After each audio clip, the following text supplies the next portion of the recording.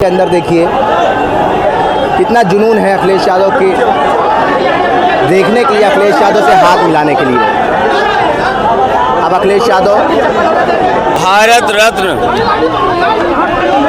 और भारत के संविधान के निर्माता बाबा साहब भीमराव अंबेडकर जी को आज हम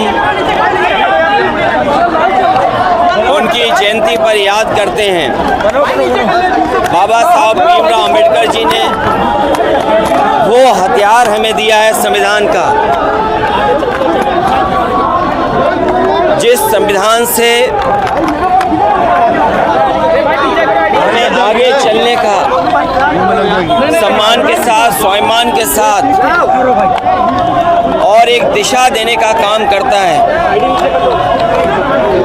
ये संविधान ही बाबा साहब भीमराव अंबेडकर जी को मानने वालों के लिए संजीवनी है। ये संविधान ही हमारी ढाल है। संविधान हमारे अधिकारों को, हमारे आरक्षण को, ये बाबा साहब भीमराव अंबेडकर जी का दिया हुआ संविधान ही हमारे आरक्षण और हमारे संविधान को हम सब पीढ़ी परिवार को आगे बढ़ने का मौका देता है। आज हम उन्हें याद इसलिए भी करते हैं कि दुनिया का सबसे शानदार उन्होंने संविधान हमें दिया है।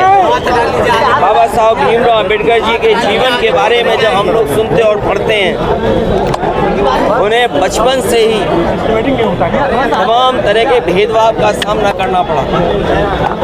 समाज की जो बुराइयां हैं समय समय पर उन्हें लड़ना पड़ा।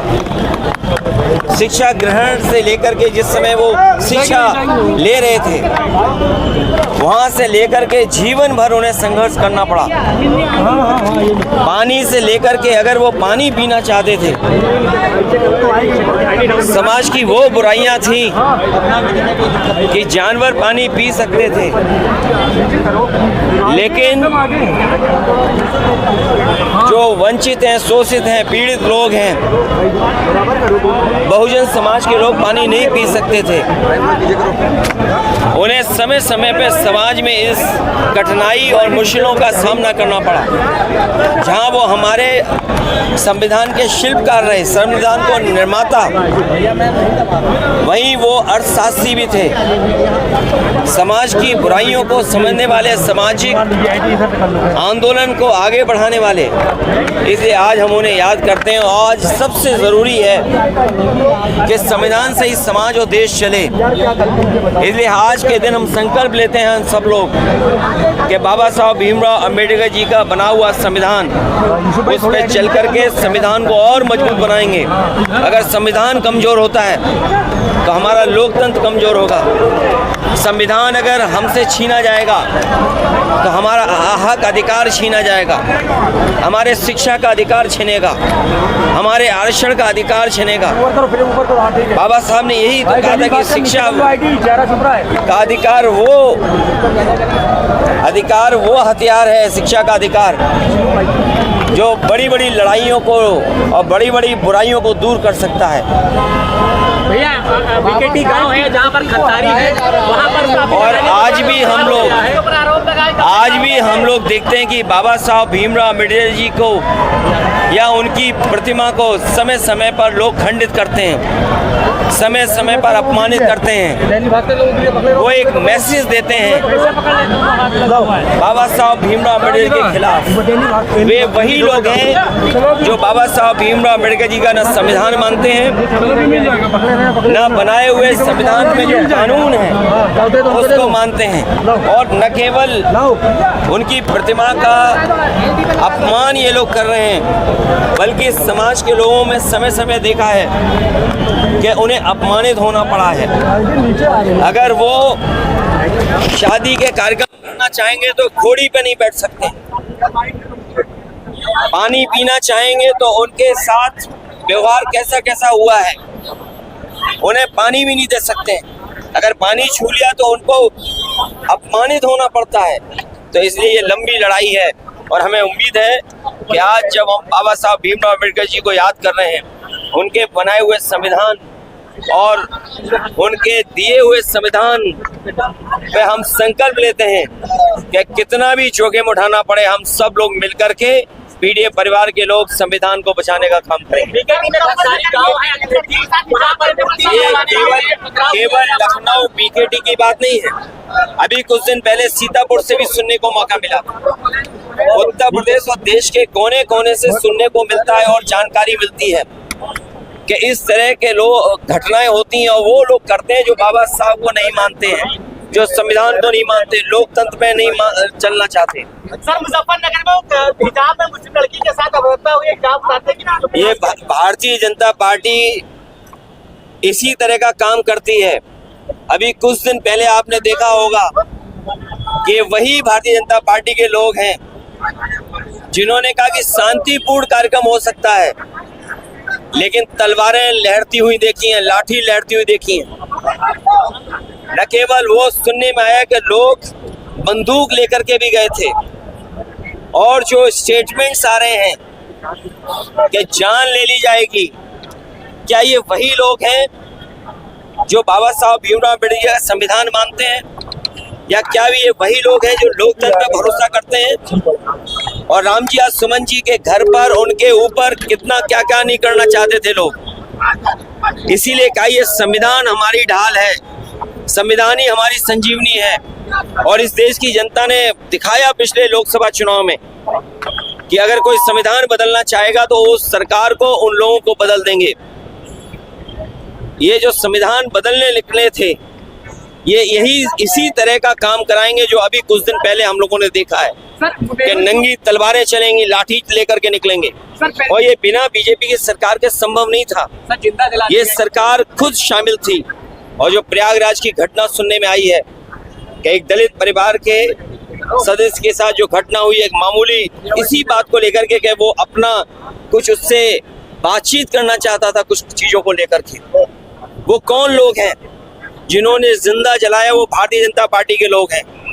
वो कौन लोग हैं जो लाठी लेकर के घूम रहे हैं, बंदूक लेकर के घूम रहे हैं? वो भारतीय जनता पार्टी के लोग हैं। ये भारतीय जनता पार्टी के लोग डराना चाहते हैं। कहीं अगर ये 400 लोकसभा जीत गए होते तो यकीन मानिए प्रेस के लोग भी आप सवाल नहीं पूछ सकते थे।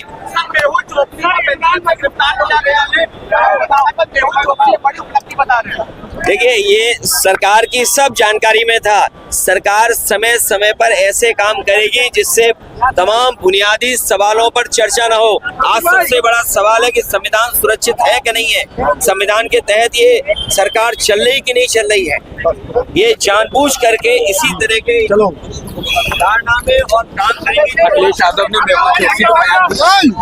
मैंने कई मौकों पर कहा और फिर मैं कहता हूँ, ये सेना भारतीय जनता पार्टी की है। ये प्रशासन शासन के इशारे पर इस तरह का नंगा नाच हुआ है। ये जो कुछ आपको विजुअल्स दिखाई दिए हैं, तलवारें खुली और तमाम लोग लाठी लेकर के गए, वो भाषा किस तरह की इस्तेमाल कर रहे हैं? क्या आप कल्पना कर सकते हैं कि जान मारने की धमकी दे रहे हो, जान लेने की धमकी दे रहे हो? क्या आपकी जान ले लेने का संविधान और कानून पर चलने वाले लोग क्या कर रहे हैं? आखिरकार जिम्मेदारी किसकी है कि अगर कोई किसी को मारने की धमकी दे रहा है तो ये जिम्मेदारी किसकी बनती है कि कार्रवाई हो?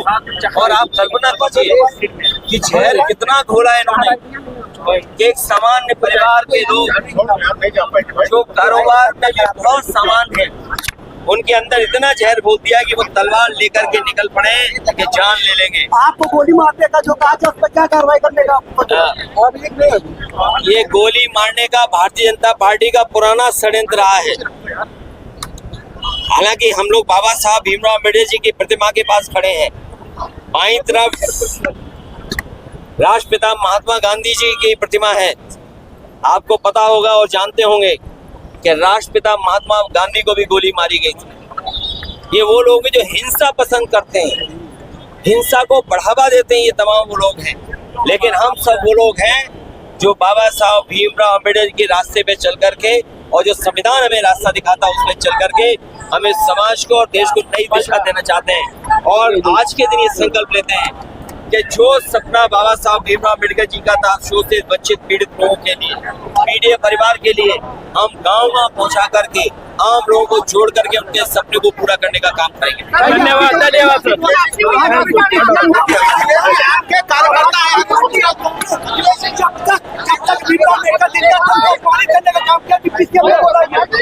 ये भारतीय जनता पार्टी के लोगों से कोई जूही सिंह हमारे साथ मौजूद है, समाजवादी पार्टी महिला सभा की राष्ट्रीय अध्यक्ष हैं। उन्होंने भी पुष्पांजलि अर्पित करी है बाबा साहब की प्रतिमा पर। मैम, आज क्या कुछ संदेश देंगी जनता को?